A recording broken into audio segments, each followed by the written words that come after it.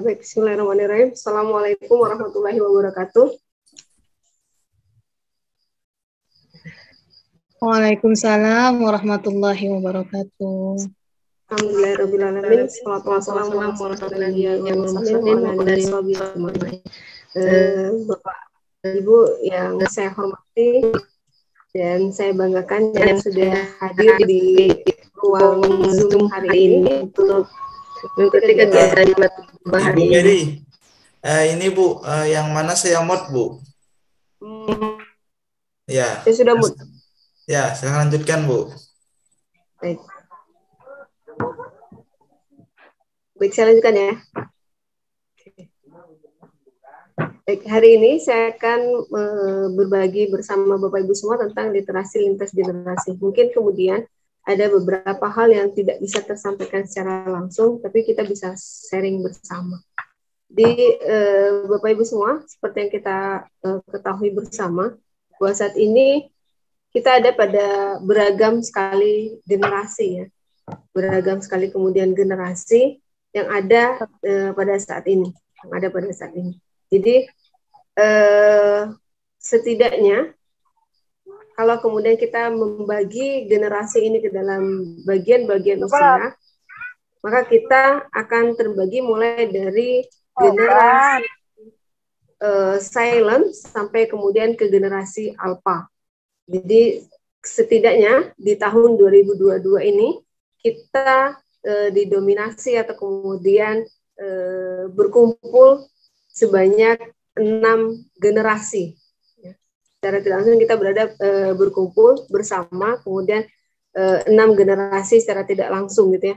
Di virtual Zoom kali ini, itu juga mungkin kita saat ini sudah boleh jadi sudah ada 6 generasi sekaligus atau kurang dari 6 generasi tersebut. Apa saja kemudian generasi-generasi yang ada itu? Mungkin bisa next di slide selanjutnya, Bapak.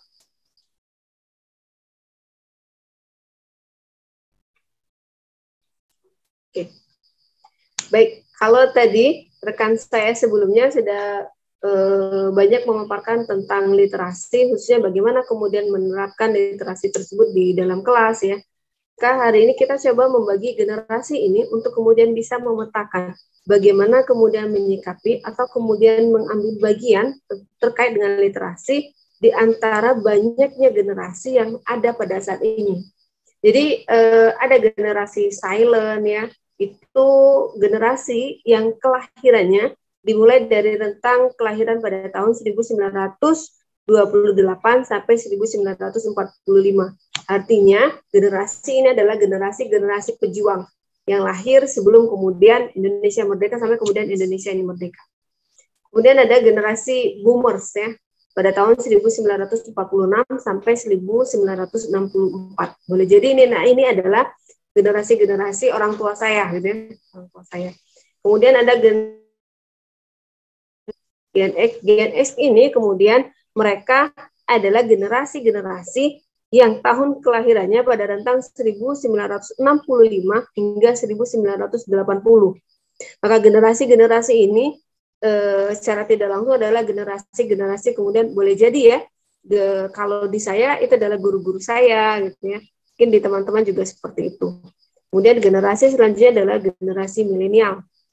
Generasi ini lahir pada tahun 1980 hingga 1995.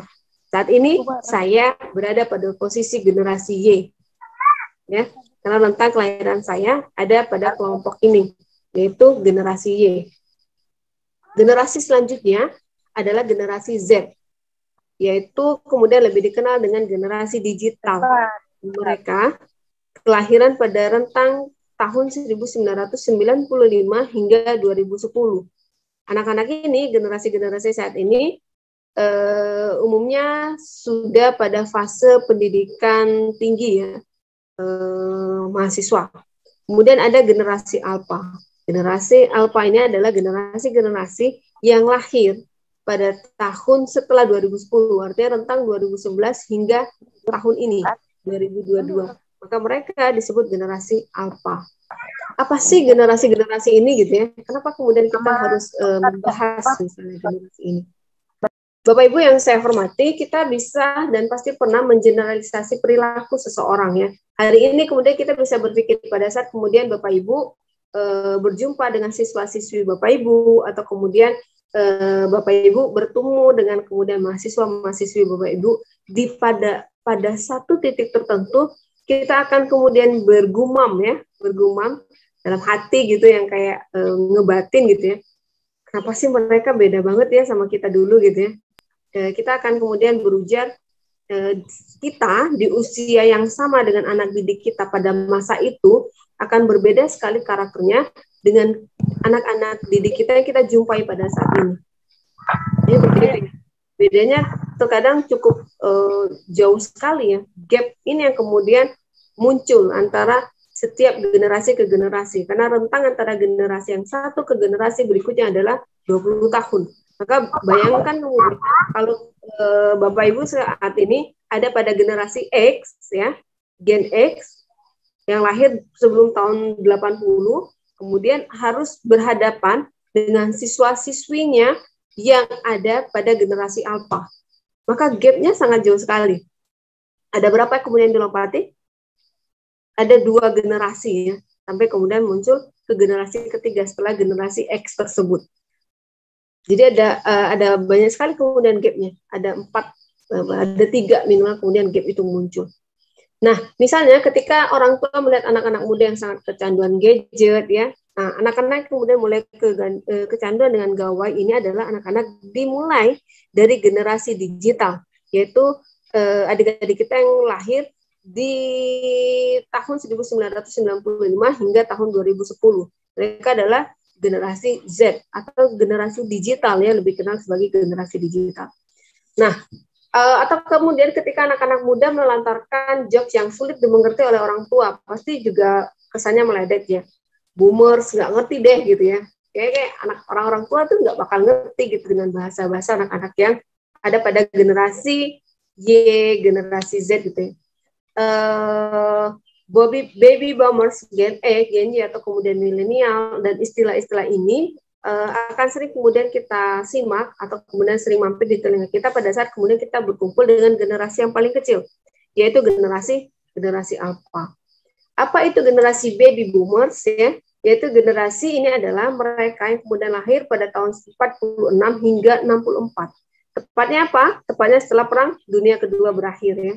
Nah, generasi ini adalah generasi yang kemudian menjadi bagian penting dari sebuah populasi yang ada di dunia, khususnya di negara-negara maju. Kenapa? Karena pasca perang ini, tingkat kemudian kelahiran di seluruh dunia itu melonjak sangat tinggi, sehingga terjadilah yang namanya ledakan bayi baru lahir atau dikenal dengan istilah baby boom. Nah, makanya generasi ini kemudian dilekatkan dengan istilah boomer. Lalu lahir dan dibesarkan dari orang tua yang sangat strict banget gitu ya, menjadi individu yang memiliki tingkat kedisiplinan yang tinggi. Jadi generasi angkatan tahun boomer ini adalah generasi yang punya disiplin tinggi ya, jaga kebersihan, mentalnya kuat, tahan banting gitu ya. Karena kan habis pasca perang. Kemudian prinsipnya sangat kuat, berpegang teguh, loyalitas, dedikasinya sangat tinggi. Lalu generasi berikutnya, tapi apa sih yang kemudian secara umum yang kemudian bisa kita pelajari tentang generasi baby boomer ini? Karakteristik mereka yang kemudian bisa kita coba lihat lebih jauh ya. Mereka adalah generasi-generasi, jadi generasi ayahanda dan ibunda kita ini, generasi-generasi baby boomer ini adalah generasi-generasi yang secara umum itu sulit untuk kemudian menerima kritik. Tapi mereka suka mengkritik generasi muda yang kayak jadi anak muda tuh jangan gitu dong gitu ya, misalnya seperti itu. Akibat kurang komitmen dan etika kerja gitu. Karena generasi boomer ini adalah generasi yang kemudian dia etos kerjanya sangat tinggi sekali. Kemudian punya rasa kompetitif yang tinggi ya, persaingan yang tinggi, kemudian berorientasi pada pencapaian, lalu punya rasa percaya diri yang tinggi, kemudian serba bisa. Bayangkan, kenapa kemudian baby boomers ini adalah generasi yang dianggap serba bisa? Karena mereka lahir melintasi banyak sekali zaman dan banyak sekali kemudian generasi. Artinya setiap kemudian perkembangan yang ada di mulai dari zaman tradisional ya sampai kemudian zaman digital ini mereka melaluinya semua. Ada yang kemudian bisa mengikuti ritme tersebut, ada yang kemudian stuck gitu ya. Tapi karena tuntutan, maka otomatis sebagian besar dari mereka kemudian bisa mengikuti ini. Lalu generasi selanjutnya adalah generasi X. Seperti apa kemudian karakteristik generasi X ini?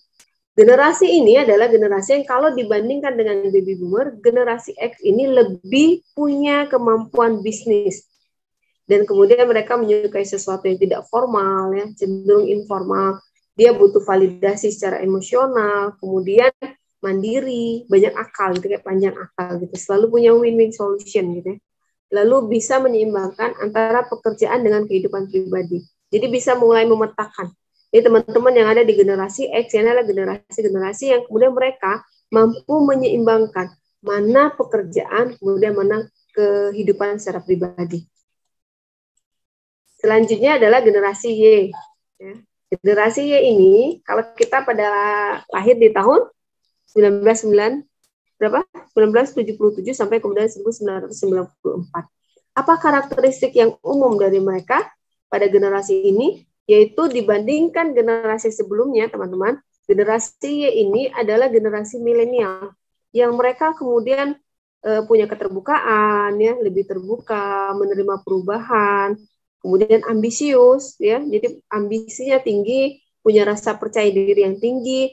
Makanya generasi-generasi Y ini adalah generasi-generasi yang kemudian lebih mudah meraih sukses di usia muda. Jadi pada umumnya kalau kemudian generasi X itu kan menduduki jabatan atau kemudian menyelesaikan studi itu di usia-usia yang kemudian sudah lumayan senja gitu ya. Tapi generasi Y ini adalah generasi-generasi yang dia lebih cepat kemudian meraih sebuah kesuksesan di usia mudanya. Ini secara umum. Kemudian tidak lepas dari gadget. Dia kan bertransformasi ya dari generasi X kemudian menuju ke generasi Z. Jadi generasi Y ini juga sudah mulai mengakses gadget. Lalu kekurangannya apa? Generasi ini adalah generasi yang sangat rentan dengan stres dan depresi. Jadi kita yang kemudian pada zona Y ini adalah generasi-generasi yang kemudian rentan stres ya. Mental health-nya itu kategori yang kemudian mudah depresi. Beberapa di antaranya juga mengalami kesulitan dalam bergaul atau bersosialisasi. Karena kita mulai bertransformasi ya, dari kemudian tradisional, kemudian ke digitalisasi. Kita bertransformasi sehingga pada fase beradaptasi ini menyebabkan kita terlalu banyak kemudian untuk berproses sehingga kita mengalami kesulitan untuk bergaul. Tuntutan tadi ya, karena mengejar kesuksesan juga. Lalu kita beralih ke generasi Z. Generasi yang paling banyak pada saat ini. Ada beberapa perdebatan tentang kapan tepatnya generasi Z ini. Ya, Gen Z ini atau generasi Z ini adalah generasi yang tumbuh pada dunia yang serba digital dan canggih. Makanya generasi-generasi ini anggaplah kemudian bisa dibilang baru lahir saja sudah kenal gadget gitu ya. Nah, sebagian besar dari mereka juga telah bermain dengan gadget milik orang tua yang sejak kecil. Jadi kan teman-teman yang ada di generasi Z ini adalah anak-anak yang kemudian lahir dari generasi Y. Dan kita yang ada pada generasi Y adalah generasi yang kemudian sudah mengenal digital. Sehingga anak-anak kita dari generasi Y ini ada pada fase generasi Z sudah kemudian mengenal yang namanya gadget, gitu ya. Jadi, namun hal tersebut tentunya membuat generasi Z punya ketergantungan yang sangat tinggi terhadap teknologi, ya, terhadap gadget. Dan aktivitas mereka di media sosial juga cukup tinggi. Mereka hampir semuanya mengakses media sosial. Baik itu kemudian media sosial yang hanya sekedar buat mereka menunjukkan diri ya, kemudian mengapresiasi diri, sampai kemudian memang mereka betul-betul memanfaatkan media sosial itu sebagai ruang-ruang edukasi atau kemudian sumber belajar buat mereka. Mereka sangat memprioritaskan popularitas. Yang penting penampilan dulu deh gitu ya. Ini adalah generasi-generasi Z. Jumlah followersnya yang kemudian mereka kejar, jumlah likes-nya gitu. Makanya generasi-generasi ini kadang yang penting tenar dulu gitu ya. Karena kemudian yang penting banyak followersnya dulu. Yang penting apa yang kemudian saya share di media sosial itu punya banyak likes gitu ya. Istilahnya seperti itu. Popularitas. Jadi lebih cenderung kepada kepopularitas. Jadi makanya generasi-generasi ini memburu tempat-tempat yang kemudian sifatnya instagramable gitu, kayak apa ya, spot-spot pengambilan foto yang kemudian bisa di-share ke media sosial. Nah, namun demikian teman-teman semua, generasi Z ini bisa belajar tentang bagaimana pengelolaan keuangan pribadi lebih cepat dibandingkan dengan generasi-generasi sebelumnya. Jadi teman-teman yang kemudian berada pada generasi atau zona Z ini, generasi Z ini, mereka lebih cepat kemudian paham tentang literasi uang yang kemudian sudah disinggung dengan pemateri sebelumnya. Jadi mereka juga sangat open mind ya, menerima banyak perubahan gitu, lebih karena ruang digital ini mereka miliki lebih luas sekali aksesnya ya. Jadi mereka kemudian bisa mengakses tidak hanya kemudian lingkungannya lokal, nasional, tapi juga internasional. Jadi mereka open mind, menerima perubahan dengan sangat cepat sekali. Apa sih karakteristiknya? Mereka adalah generasi muda yang gampang untuk berbaur sekaligus bersosialisasi dengan sekitarnya. Mereka melek teknologi, kemudian mengakses informasi yang diinginkan. Karena melek teknologi juga, generasi ini lebih cepat dalam mempelajari hal-hal yang sifatnya baru. Kemudian punya lingkungan yang memberi mereka ruang untuk tumbuh dan lebih kreatif. Makanya banyak sekali generasi Z ini yang mengincar startup untuk berkarir. Lalu saya akan sedikit menyinggung generasi Alpha sebelum kemudian bergeser ke slide selanjutnya ya Pak. Jadi tetap di slide itu. Jadi generasi Alpha ini dikenal sebagai anak-anak yang kemudian milenium, bukan milenia ya, tapi milenium. Nah, generasi ini adalah generasi termuda pada saat ini. Mereka adalah individu-individu yang kemudian tahun kelahirannya dimulai di tahun 2011 hingga detik ini ya, hingga tahun 2025, 3 tahun kemudian. Bagaimana kemudian karakteristik adik-adik pada generasi Alpha ini? Mereka secara umum punya potensi untuk membawa pembaruan bagi kehidupan sosial dan memajukan masyarakat. Karena apa? Karena mereka sudah lahir di zaman yang serba canggih ya. Lalu punya pemikiran dan opini yang lebih kuat dan tidak suka dibatasi dengan aturan. Jadi mereka cenderung menyukai kebebasan, tidak suka kemudian diatur dalam hal-hal tertentu ya. Karena selain kemudian mereka lebih punya warisan tentang popularitas dari generasi sebelumnya, jadi mereka lebih cenderung tidak suka dengan aturan yang terikat. Lalu mereka adalah generasi-generasi yang senang berinovasi. Bapak Ibu bisa lihat kemudian anak-anak pada generasi Alpha adalah generasi-generasi yang mereka kemudian imajinasinya tuh tidak bisa kemudian ini ya, tidak bisa kemudian kita terka gitu ya. Jadi di luar ini. Mereka tidak takut untuk mencari sesuatu yang baru dan tanpa ragu akan beralih pada hal tersebut. Nah, sekarang kita ada pada generasi yang mana? Kalau saya ada di zona Y. Saya tidak tahu kalau Pak Ahmad ada di generasi yang mana ini. Generasi Z, Bu. Generasi Z. Baik, berarti kita terlampau punya gap cukup jauh ya, Pak? Saya 99, Bu. Baik. Oke. Yep. Jadi ini adalah gambaran kemudian kita bisa kemudian mungkin boleh jadi setelah kemudian kita mengenal generasi-generasi ini ya tadi kita bisa kemudian mengapa ya istilahnya itu mengklasifikasi diri atau kemudian mengenal diri sendiri. Apakah kemudian kita sudah sesuai dengan apa yang kemudian kecenderungan secara umum dari generasi-generasi ini yang kemudian tadi saya gambarkan. Ada pengelompokan generasi ini, mungkin Bapak Ibu sudah familiar ya. Ada teori Mannheim pada tahun 1952, beliau membuat pengelompokan generasi ini, bahwa generasi ini adalah suatu konstruksi sosial, ya, suatu konstruksi sosial di mana di dalamnya terdapat sekelompok orang yang punya kesamaan umur, ya. Jadi apa yang kemudian kesamaannya adalah kesamaan usia dan pengalaman historis yang sama. Artinya karena kita hidup satu zaman, maka boleh jadi kita punya pengalaman historis atau pengalaman sejarah yang sama, meskipun kita berada di tempat yang berbeda. Ya, karena akses informasi tadi ya. Kemudian bahwa individu yang menjadi bagian dari satu generasi adalah mereka yang kemudian punya kesamaan tahun lahir dalam rentang waktu 20 tahun. Tapi beberapa tahun terakhir, definisi generasi ini kemudian berkembang dengan lebih pesat ya. Salah satunya kemudian didefinisikan oleh Kaporsam.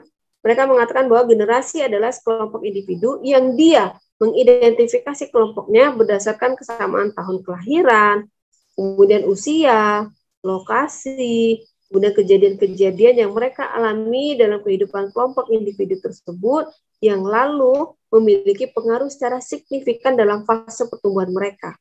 Maka dari beberapa definisi-definisi tadi, Bapak Ibu semua, tentang perbedaan generasi yang dipopulerkan, selanjutnya adalah bagaimana membagi generasi berdasarkan kesamaan rentang waktu kelahiran dan juga kesamaan terhadap kejadian-kejadian historis. Nah, pembagian generasi tersebut juga banyak dikemukakan oleh peneliti-peneliti yang lainnya.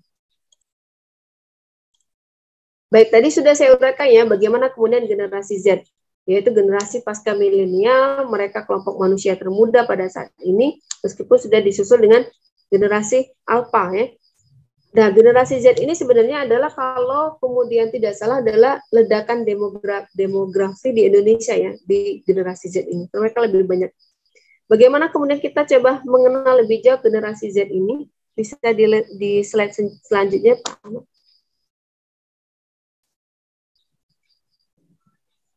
Baik, mengenal generasi Z ini di Indonesia ya adalah akses informasinya. Mereka memilih media sosial. Jadi cenderung lebih memilih media sosial dalam mengakses informasi. Rata-rata mereka mengakses internet 3 sampai 5 jam dalam satu hari. Jadi kecenderungan mereka berada atau bersama dengan gadgetnya itu lebih lama. Ya, 3 sampai 5 jam. Bagaimana fashionnya? 90% mereka membeli produk di mall. Di mall ya. Kemudian 70%-nya memutuskan sendiri merek yang kemudian akan mereka beli. Ini adalah generasi Z. Apa yang kemudian dihadapi oleh kita sebagai orang-orang yang kemudian berkecimpung dalam dunia pendidikan? Beragam kendala yang kemudian dihadapi oleh generasi Z adalah yang pertama, apa yang menjadi kendala guru dalam menghadapi generasi Z?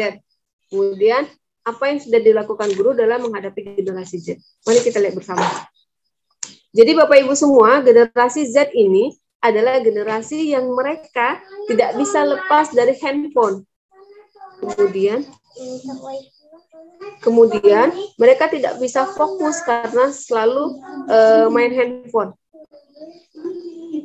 Lalu mereka adalah generasi yang antisosial, ya, adalah generasi yang antisosial. Kemudian tahu banyak tapi sedikit. Mereka mengenal banyak tapi sedikit. Jadi cenderung kita bisa kayak berujar kayak sok tahu gitu ya. Kemudian mereka adalah dekat secara fisik tapi jauh secara emosi.